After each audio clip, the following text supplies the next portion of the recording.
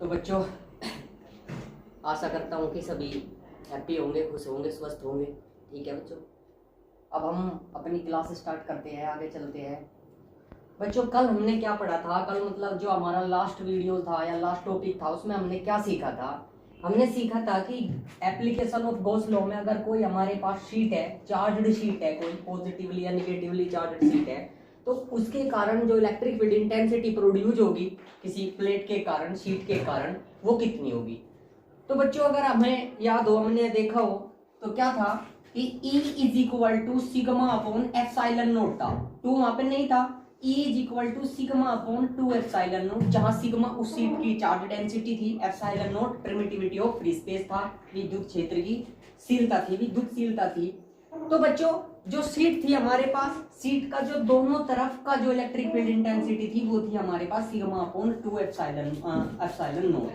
But हमने, अगर आप शीट के किसी एक फेस का लोगे, किसी एक साइड का लोगे, तो क्या करना होगा बच्चों? आपको उसका हाफ करना होगा। इसीलिए हमने क्या किया है, यहाँ पर सिग्मा अपॉन 2 एप्सिलॉन नोट किया है, उसका जस्ट हाफ कर दिया। इसका मीनिंग ये हुआ बच्चे कि अगर कोई शीट है, वो सिर्फ एक ही सतह की तरफ आप उसका इलेक्ट्रिक फील्ड या विद्युत क्षेत्र देखना चाहते हो, कितना होगा? तो वो कितना होगा? E by E is equal to sigma upon 2 epsilon nought होगा। तो बच्चे, जो ये हम पढ़ रहे हैं, ये जो एप्लीकेशन हमने गॉस लॉ की पढ़ी थी लास्ट टाइम, उसी का क्या है, एक दूसरा रूप है। क्या है उसमें कि अगर आपके पास electric field intensity find out करनी है हमें due to 2 parallel plate which is are positively charged. ये क्या है? पॉजिटिवली चार्ज्ड है। अगर आपके पास 2 शीट है, दोनों पॉजिटिवली चार्ज्ड है, एक दूसरे के पैरेलल में रखी हुई है किसी एक डिस्टेंस पर, तो आप उनका इलेक्ट्रिक फील्ड कैसे निकालोगे, ये बात हम यहाँ पे करना चाहते हैं डिस्कस। तो बच्चे, जो लास्ट टाइम एप्लीकेशन थी गॉस लॉ की, उसके कारण हमने एक शीट के कारण निकाल लिया था, that is E is equal to sigma upon 2 epsilon nought. अब यहाँ से निकालने के लिए बच्चों हमें क्या करना होगा? पहले इस डायग्राम को समझना होगा कि ये क्या है, कैसे है और कैसे कैसे निकालना है। तो बच्चों, अगर आप ध्यान देते हो तो जैसे ही हम 2 पैरेलल शीट को रख देते हैं, पॉजिटिवली चार्ज है, तो यहाँ पर 3 वे रीजन बनते हैं, 3 ऐसे रीजन बनते हैं जिनमें हमें electric field intensity find out करनी है। फर्स्ट, इस प्लेट के लेफ्ट में ये रीजन है, यहाँ पर आपको electric field intensity find out करनी है, कितनी है? इस प्लेट के और इस प्लेट के मिडिल में जो आपका ये रीजन बना हुआ है दोनों प्लेटों के, वहां पे इलेक्ट्रिक फील्ड इंटेंसिटी पता नहीं है, सेकंड रीजन है ये हमारा। और जो आपकी सेकंड प्लेट है, उसके राइट में जो क्षेत्र है, जो रीजन है, वहां पर आपको इलेक्ट्रिक फील्ड इंटेंसिटी, विद्युत क्षेत्र की तीव्रता बतानी है, फर्स्ट, सेकंड और थर्ड। यानी कि यहाँ पर आपके पास 3 रीजन ऐसे है जहां पर आप इलेक्ट्रिक फील्ड इंटेंसिटी निकाल सकते हो। बेसिक हमारा सभी क्लियर है। हमें पता है कि किसी एक प्लेट के कारण अगर आप एक ही साइड में उसका इलेक्ट्रिक फील्ड इंटेंसिटी देख रहे हो, विद्युत क्षेत्र की तीव्रता अगर आप निकाल रहे हो किसी शीट के, पॉजिटिवली शीट के किसी एक ही साइड में, तो वो E is equal to sigma upon 2 epsilon nought होती है। तो बच्चों, इसी कॉन्सेप्ट का, इसी मैथमेटिकल एक्सप्रेशन का हम क्या करेंगे? यूज करेंगे। देखो बच्चों, बार बार हम डिस्कस करते हैं, मैं दरअसल खास करके मैं कहता रहता हूँ मैथमेटिकल एक्सप्रेशन, फिजिक्स मैथ। बच्चों, है क्या? दरअसल अगर आप ध्यान दो, मैथमेटिक्स हम कैलकुलेटेड एरियाज में पढ़ते हैं कि ज्यादातर कैलकुलेशंस जो हमारी होती है वो किसके अंदर होती है? वो मैथमेटिक्स के अंदर होती है। लेकिन फिजिक्स की दुनिया क्या कहती है? फिजिक्स की दुनिया ये नहीं कहती कि मैथमेटिक्स एक प्रकार का कोई कैलकुलेटेड विषय है या जिसमें आप आंकड़े दिए होते हैं, आंकड़ों की गणनाएं करते हो। फिजिक्स क्या कहती है? फिजिक्स ये कहती है, या एक फिजिसिस्ट का मानना ये होता है कि मैथमेटिक्स एक लैंग्वेज है। क्या है? एक लैंग्वेज है। और मैथमेटिक्स बच्चों एक ऐसी लैंग्वेज है जिस लैंग्वेज में यूनिवर्स और नेचर को लिखा जाता है, वो लैंग्वेज हमारी मैथमेटिक्स कहलाती है। इसका मीनिंग ये हुआ बच्चों कि जो हम यहाँ पर ये पढ़ रहे हैं, ये क्या है? एक भाषा है, एक लैंग्वेज है। लेकिन ये लैंग्वेज क्या है? किसी प्रकार के इंसान की नहीं है कि कोई इंसान है कि वो इस लैंग्वेज को बोलता है, कि इस भाषा में बात करता है, नहीं। दरअसल जो नेचर बिहेव करती है, जो नेचर बात करना चाहती है किसी दूसरे सिस्टम के साथ या दूसरे किसी जीव के साथ, वो मैथमेटिक्स में होती है। हमें मैथ को समझना होता है। हम एक फिजिक्स जानते हैं, उस फिजिक्स के बाद जानने के बाद उसे भाषा में लिखने की कोशिश करते हैं, और जब आप उस भाषा में लिख रहे होते हो, उस भाषा को, उस तरीके को क्या कहते हैं? उसका मैथमेटिक्स कहती है। ये जो यहाँ पर आपने ड्रा किया हुआ है। तो बच्चों, हम देखेंगे कि ये कैसे आया, कहाँ से आया। पहले हम फिजिक्स पढ़ते हैं। फिजिक्स हमारी यहाँ है। बेसिकली फिजिक्स क्या होती है, डायग्राम से ही फिजिक्स को डिस्क्राइब किया जाता है। अगर हमारे पास डायग्राम नहीं है तो फिजिक्स नहीं है। ये तो बाद में निकाले गए रिजल्ट्स है, यहाँ से हमने निकाले। तो बच्चों हमारे पास क्या हुआ, एक प्लेट हमारे पास ये है, शीट 1 है, और ये शीट क्या है, 2 है बच्चों। इसकी चार्ज डेंसिटी आपने लेट कर ली सिग्मा 1, और इसकी चार्ज डेंसिटी आपने लेट कर ली सिग्मा 2। सेम भी हो सकती है, सिग्मा 1 बराबर सिग्मा 2 हो सकता है, बट हमने ले लिया कि सिग्मा 1 अलग है और सिग्मा 2 अलग है। तो बच्चों पहले फर्स्ट रीजन की बात करते हैं, साथ के साथ हम यहाँ फिजिक्स जानेंगे और उसका मैथमेटिक्स देखेंगे क्या है। तो बच्चों अगर आप फर्स्ट रीजन का मतलब होता है कि लेफ्ट साइड में, इस पहली प्लेट के लेफ्ट साइड का रीजन आपको दिख रहा है कि वो फर्स्ट होगा, ये सेकंड होगा, ये थर्ड होगा, या ये फर्स्ट, ये सेकंड, ये थर्ड, जैसे आप चाहो वैसे ले सकते हो। हमने ये फर्स्ट लिया है तो उसी के अकॉर्डिंग क्या करेंगे बच्चों, अपना प्रॉब्लम्स को सोल्व करेंगे। तो फिलहाल प्रॉब्लम हमारे पास ये है कि आपके पास 2 पैरेलल प्लेट है और आपको उनकी फील्ड इंटेंसिटी निकालनी है, इलेक्ट्रिक फील्ड इंटेंसिटी तीनों के तीनों रीजन में। तो बच्चे फर्स्ट रीजन हमारा ये है। तो बच्चे अगर हम बात करते हैं पहली सीट, हमें पता है ये पॉजिटिवली चार्ज है, और अगर ये पॉजिटिवली चार्ज है और रीजन ये है, रीजन का ये मतलब कि पॉइंट इधर है हमारा जहां पर electric field intensity find out करनी है। तो बच्चों इसके कारण इस पॉइंट P1 पर, इस पॉइंट P1 पर जो इलेक्ट्रिक फील्ड इंटेंसिटी होगी, किसके कारण, शीट 1 के कारण, वो उसकी डायरेक्शन क्या होगी, ये डायरेक्शन होगी। क्या कारण है, डायरेक्शन ये होने का रीजन क्या है, कारण क्या है, कारण यह है कि पॉजिटिवली जो चार्ज होता है उसकी इलेक्ट्रिक लाइन ऑफ फोर्स, विद्युत बल रेखाएं सोर्स से क्या हो रही होती है, दूर की तरफ जा रही होती है, अवे फ्रॉम द सोर्स होती है। तो बच्चे सोर्स तो हमारा ये है चार्ज का, यहीं पर है चार्ज। तो यहाँ से जब इलेक्ट्रिक फोर्स ऑफ लाइन्स निकलेगी वो ऐसे निकलेगी, और किसी भी पॉइंट पर इलेक्ट्रिक फोर्स ऑफ लाइन्स ही उसकी डायरेक्शन बताती है इलेक्ट्रिक फील्ड इंटेंसिटी की। तो यहाँ से हमें पता चला कि E1 के कारण, यानी 1 के कारण जो इलेक्ट्रिक फील्ड इंटेंसिटी है E1 है, और उसकी डायरेक्शन ये है। क्लियर है बच्चों। अगर इसकी डायरेक्शन ये है बच्चों तो इसका मैथमेटिक्स देखो, हमने लिख लिया E1 equal to in the first region, first region में फर्स्ट प्लेट के कारण जो इलेक्ट्रिक फील्ड इंटेंसिटी है वो E1 is equal to sigma 1 upon 2 epsilon not है, इक्वेशन नंबर फर्स्ट। लेकिन बच्चे इसी पॉइंट पर प्लेट 2 के कारण या शीट 2 के कारण भी इलेक्ट्रिक फील्ड ऑफ इंटेंसिटी आपकी प्रोड्यूस होगी। वो कितनी होगी, कैसे निकालेंगे, यहाँ पर पॉजिटिव चार्ज है, अगर पॉइंट आप ये ले रहे हो, इग्नोर कर देते हो कि यहाँ पर कोई प्लेट है ही नहीं, तो इस प्लेट के कारण P1 पर जो इलेक्ट्रिक फील्ड की इंटेंसिटी होगी वो BC डायरेक्शन में होगी। कारण क्या है, कारण यह है कि वो पॉजिटिवली चार्ज है, और पॉजिटिवली चार्ज का इलेक्ट्रिक लाइन ऑफ फोर्स क्या होती है, अवे फ्रॉम द सोर्स होती है। जहां पर चार्ज होता है वहां से बाहर की तरफ जा रही होती है, दूर की तरफ जा रही होती है उससे। तो बच्चे इसके कारण जो इलेक्ट्रिक फील्ड इंटेंसिटी होगी वो हमारी कितनी होगी, E2, और वो भी उसी डायरेक्शन में है जिसमें E1 था। कारण समझ में आ गया होगा आपके कि E1 और E2 की डायरेक्शन ही मैंने, डायग्राम को समझना ही हमारे लिए ज्यादा महत्वपूर्ण है। तो बच्चे जैसे हमारे पास फर्स्ट इक्वेशन थी, ऐसे हमारे पास सेकंड इक्वेशन बनती है, E2 इज इक्वल टू, उसकी चार्ज डेंसिटी है सिग्मा 2, तो कितना हुआ बच्चे, सिग्मा 2 अपॉन 2 एप्सिलॉन नॉट। ये मैथमेटिकल एक्सप्रेशन हम यहाँ से यूज कर रहे हैं, और यहाँ हम कहाँ से लेके आए थे, लास्ट जो हमारा डेरिवेशन था, लास्ट जो हमारी प्रॉब्लम थी एप्लीकेशन ऑफ गॉस लॉ में, वहां से हमने इसे डिस्क्राइब किया था। उसकी फिजिक्स हम जानते हैं, हमने पहले स्टडी कर चुके हैं। तो बच्चे E1 is equal to sigma 1 upon 2 epsilon not, E2 is equal to sigma 2 upon 2 epsilon not.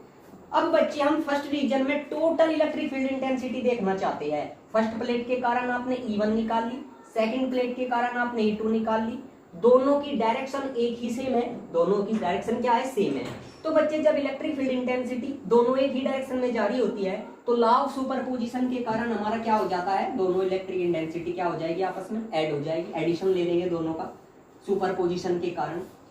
तो बच्चे E इज इक्वल टू जो टोटल इलेक्ट्रिक फील्ड इंटेंसिटी होगी फर्स्ट रीजन में, E is equal to sigma 1 upon 2 epsilon not plus sigma 2 upon 2 epsilon not. 1/2 epsilon not आप common ले लेंगे, आपके पास बचता है सिग्मा 1 प्लस सिग्मा 2। तो बच्चे जो ये electric field of intensity I है हमारी, ये हमारी फर्स्ट रीजन की है। क्लियर है बच्चों। अब चलते हैं हम सेकंड रीजन की तरफ। सेकंड रीजन में जाने से पहले हमें क्या करना होगा, वहां पर इलेक्ट्रिक फील्ड इंटेंसिटी की डायरेक्शन देखनी होगी कितनी है। बच्चे हमारे पास क्या हुआ, अगर आप शीट 1 के कारण इलेक्ट्रिक फील्ड इंटेंसिटी किसी बीच में किसी पॉइंट पर निकालना चाहते हो, मिडिल पार्ट में निकालना चाहते हो, कोई पॉइंट है P2, तो बच्चों अगर आप इस शीट के कारण यहाँ पर देखोगे इलेक्ट्रिक फील्ड इंटेंसिटी, तो प्लस के कारण बाहर की तरफ जाएगी इलेक्ट्रिक फील्ड इंटेंसिटी, तो बच्चे कितना होगा, E1 होगा। सेम बात अगर आप सेकंड प्लेट के कारण देखोगे P2 पर, तो इस बार इलेक्ट्रिक लाइन ऑफ फोर्स इस प्लेट के कारण इस साइड जाएगी, तो डायरेक्शन होगी आपकी E2 में, E2 इलेक्ट्रिक फील्ड इंटेंसिटी होगी। सेम फिनोमिना बच्चे वहां पर लगाने के बाद डायरेक्शन में इन द सेकंड रीजन में हमने ये देखा E1 कितना है हमारे पास, सिग्मा 1 अपॉन 2 एप्सिलॉन नोट, ये E1 हमारे पास है। E2 कितना है, sigma 2 upon 2 epsilon note, sigma 2 upon 2 epsilon note E2 है। अगर आप टोटल इलेक्ट्रिक फील्ड इंटेंसिटी निकालना चाहते हो तो क्या होगा बच्चों, अब यहाँ पर देखने की बात यह है कि एक इलेक्ट्रिक फील्ड इंटेंसिटी की डायरेक्शन और दूसरे की डायरेक्शन सेम नहीं है, अपोजिट डायरेक्शंस में है। अगर अपोजिट डायरेक्शंस में है तो बच्चों क्या होगा, जिसकी हाई इलेक्ट्रिक फील्ड इंटेंसिटी है आप उसमें से लो वाले को क्या कर लेंगे, लेस कर लेंगे, सब्ट्रैक्ट कर लेंगे, घटा देंगे। तो बच्चे ये हमें कौन बताएगा, ये बताएगी उसकी चार्ज डेंसिटी। जिसकी चार्ज डेंसिटी ज्यादा होगी वो बड़ा होगा, जिसकी कम होगी वो छोटा होगा। यहाँ पर अभी मेंशन नहीं किया हमने कौन छोटा कौन बड़ा है। सपोज करो अगर sigma 1 is greater than sigma 2 है, तो बच्चों क्या होगा, हम दोनों को क्या कर लेंगे, 1/2 एप्सिलॉन नॉट हमारा कॉमन आ जाएगा और सिग्मा 1 माइनस सिग्मा 2। ये इलेक्ट्रिक फील्ड इंटेंसिटी बच्चे कहाँ है, हमारी सेकंड रीजन में है। आप इसे ई सेकंड से डिनोट कर सकते हो। सेम आगे बढ़ते हैं, अब आते हैं हम थर्ड रीजन पर। थर्ड रीजन में क्या होगा बच्चों, हम देखेंगे सबसे पहले फर्स्ट जो आपकी शीट है, फर्स्ट शीट के कारण थर्ड रीजन में इलेक्ट्रिक फील्ड इंटेंसिटी कैसी होगी, इस डायरेक्शन में होगी बच्चे, यहाँ पर शो किया गया है, देख सकते हैं आप। सेम फिनोमिना क्या है, शीट 2 के लिए है बच्चों, शीट 2 से भी इलेक्ट्रिक लाइन ऑफ फोर्स बाहर की तरफ जाएगी, उसके लिए भी क्या होगा आपके पास E2 होगा, यहाँ पर शो किया गया है। अगर देखिए आप ध्यान से तो दोनों फिर से इलेक्ट्रिक फील्ड इंटेंसिटी क्या हो जाती है, एक ही डायरेक्शन में हो जाती है। तो बच्चों फिर से हम इन द थर्ड रीजन में इलेक्ट्रिक फील्ड इंटेंसिटी अगर आप निकालना चाहो तो सबसे पहले आपको क्या देखना होगा, E1 देखना होगा। E1 is equal to sigma 1 upon 2 epsilon not, E1 के लिए, इसके कारण थर्ड रीजन में। E2 के लिए बच्चों sigma 2 upon 2 epsilon not, second sheet के लिए थर्ड रीजन में इलेक्ट्रिक फील्ड इंटेंसिटी। अगर आप टोटल निकालना चाहते हो तो फिर से आपके पास बेसिक कॉन्सेप्ट है, दोनों सेम डायरेक्शंस में है, तो आप क्या कर लेंगे, दोनों को आप ऐड कर लेंगे। 1/2 एप्सिलॉन नॉट आपका कॉमन आ जाएगा, सिग्मा 1 प्लस सिग्मा 2 बचेगा।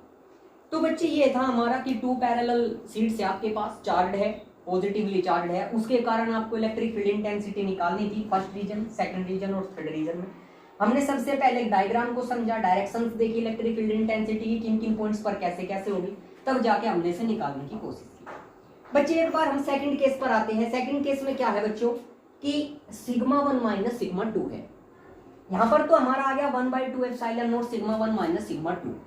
बट बच्चे अगर आप IITs या फिर इंडियन एयरफोर्स या किसी भी प्रकार की या NDA डिफेंस का कोई एग्जाम है इस प्रकार का, और वहां पर आपसे बेसिक फिजिक्स पूछी जाती है, तो बच्चों में क्या करेगा, एग्जामिनर क्या करेगा, दोनों चार्ज प्लेट को सेम चार्ज डेंसिटी पर लेगा, यानी कि सिग्मा 1 बराबर होगा किसके, सिग्मा 2 के। और आपसे डायरेक्टली क्वेश्चन पुटअप किया जाएगा। क्या पुटअप किया जाएगा, क्वेश्चन ये पूछा जाएगा कि अगर 2 uniformly positively charge parallel sheet है तो in the middle part, middle में जो रीजन आपका घिरा हुआ है उसमें इलेक्ट्रिक फील्ड इंटेंसिटी बताइए। If the sheet both sheet have same charge density sigma 1 is equal to sigma 2। बच्चे अगर ऐसा है तो आप देख रहे हैं यहाँ पर 1/2 एप्सिलॉन नॉट आपका कॉमन है, सिग्मा 1 माइनस सिग्मा 2 है। और अगर ये दोनों सेम हो जाते हैं, अगर ये दोनों सेम हो जाते हैं तो इनका डिफरेंस कितना होगा, 0 होगा। तो बच्चे अगर 2 पैरेलल प्लेट है, 0 से आप 1/2 एप्सिलॉन नॉट में मल्टीप्लाई करेंगे तो टोटल ई सेकंड कितना मिलेगा आपको, 0 मिलेगा।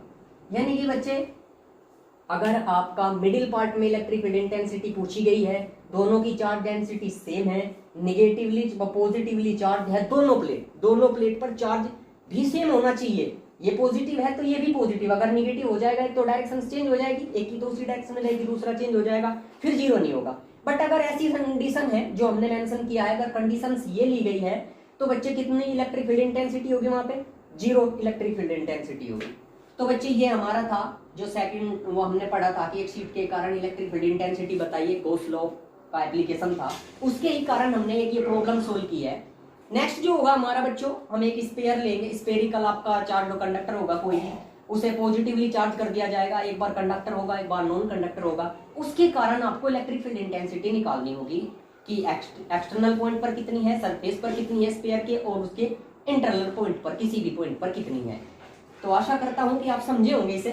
कोई भी डाउट हो तो बच्चों आपको पहले भी बताया गया है, अगर आप कोई डाउट पूछना चाहे तो मैं कमेंट में कर सकते हैं, या फिर 7452800258 इस नंबर पर आप व्हाट्सएप कर सकते हैं अपने क्वेश्चन को, जो भी आपका क्वेश्चन है, जो समझ नहीं आ रहा है, कोई भी डायरेक्शन है, किसी प्रकार की कोई बात है।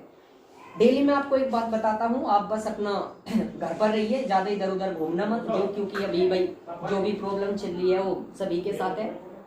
तो बच्चों ये आज का हमारा डेरिवेशन था, तो आशा करते हैं कि आप समझे होंगे अच्छे से। आप बार बार वीडियोस को देखेंगे तो समझेंगे मैं आपको बताना क्या चाहता हूँ, रियल में वास्तव में है क्या। धीरे धीरे हम जानेंगे बच्चों। अभी तो क्या लग रहा है, हमें लग रहा होगा, या कि जब 11th 12th में बच्चा पढ़ रहा होता है तो उसे लगता है कि what is the purpose in these derivations in over life. Personal life में या रियल लाइफ में इन चीजों का क्या महत्व है। जैसे जैसे हम आगे बढ़ेंगे और हमें लगेगा कि आप अब फिजिक्स को समझने लगे हो, आप फिजिक्स के उस लेवल को पहुंचने लगे हो जहां से जनरेटिंग चीजें शुरू होती है, जहां से फिजिक्स आपका बनना शुरू होता है, आप धीरे धीरे सोच आपकी बढ़ रही है, तब आपको बताया जाएगा कि वास्तव में इन चीजों का फायदा क्या है, यानी कि डेली लाइफ में हम करते क्या है, इनका इनसे होता क्या है, फिजिक्स क्या है, ये चीजें जाननी होगी हमें, तब आपको जाके पता चलेगा कि क्या इंटरेस्टिंग चीज है। जैसे कि बच्चों आपके लिए एक सवाल छोड़ देते हैं हम इसी डेरिवेशन का या इससे पिछले डेरिवेशन का, गॉस लॉ का। सबसे बड़ी चीज है गॉस लॉ का। तो बच्चे आपको पता है कि जब थॉमस एल्वा एडिसन ने बल्ब को डिजाइन किया तो बल्ब कैसा था, स्फेरिकल था। स्फेयर आज भी आते हैं मार्केट में, आप देखेंगे ट्यूब्स आती है, गोलाकार ट्यूब होती है, स्फेयर फॉर्म में होती है। तो बच्चे बात यह है कि जब हमने स्फेयर फॉर्म में ट्यूब को बना लिया या किसी बल्ब को बना लिया था, तो व्हाट इज द पर्पज, तो इस बात का क्या पर्पज था, ऐसा करने की क्या जरूरत थी कि हमें सिलेंड्रिकल ट्यूब भी बनानी पड़ी। आप देखेंगे घरों में बड़ी बड़ी ट्यूब लगी होती है, ऐसे लगी होती है, ठीक है ना, ऐसे लगी होती है, या आप जो स्ट्रीट होती है, जो गलियां होती है, उनमें सिलेंड्रिकल लगाई जाती है, खास करके ज्यादातर सिलेंड्रिकल ट्यूब्स लगाई जाती है। तो बच्चे क्वेश्चन ये है आपके लिए कि जब हमारे पास स्फेरिकल में बल्ब ऑलरेडी मौजूद था, तो हमने ऐसा क्या देखा या ऐसा क्या पता चला कि हमने उसे सिलेंड्रिकल बनाया। दूसरी सबसे पहली बात, इंपॉर्टेंट बात यह है कि साइंस कभी भी कोई काम इसलिए नहीं करता कि वो सुंदर लगे। साइंस हमेशा कोई काम इसलिए करता है कि उसका कोई ना कोई फायदा हो। इसका मतलब ये नहीं है कि स्पेयर ज्यादा अच्छा नहीं लग रहा था तो हमने क्या किया, ट्यूब को सिलेंड्रिकल बना लिया। या ये जो ट्यूब आती है उसमें सिलेंड्रिकल ट्यूब्स ऐसे लगी होती है, ऐसे, ठीक है बच्चों। तो आपको सर्च करना है, खोज करनी है, सोचना है। अगर आप यूट्यूब का सहारा लेंगे या किसी चीज का, तो फिर तो कोई फायदा ही नहीं है, ब्रेन में वे चीजें विचार आए नहीं। लेकिन अगर ये आप ऐसे ही चिंतन करते हो, सोचते हो, फिजिक्स इनकी ढूंढते हो कि ऐसा क्या कारण है, फिजिक्स है, आप कमेंट करके बता सकते हैं अगर किसी को पता चले, ठीक है। अदरवाइज हम तो है ही, हमारा तो काम ही यही है, ठीक है बच्चों, आपको वहां तक ले जाना, आपके माइंड को उस लेवल तक ले जाना कि आप समझ सको कि वास्तव में इन चीजों का क्या यूज है। कुछ लोग कहते हैं ना कि भाई हमारे तो कभी ट्रिग्नोमेट्री जीवन में काम ही नहीं आया, ट्रिग्नोमेट्री का तो कोई फायदा ही ना है, क्या फायदा हुआ, ए प्लस बी का होल स्क्वायर पड़ेगा, उससे तो कुछ हुआ ही नहीं जीवन में, हम तो ये हो गए वो। तो चीजें होती है बच्चों, हर चीज का कोई ना कोई पर्पज है। और खासकर कर एजुकेशन सिस्टम में अगर एक वर्ड भी लिखा गया है तो उसका भी अपना एक इतिहास है, एक चीज है। और फिजिक्स में तो खास करके, साइंस की ब्रांच में तो खास करके।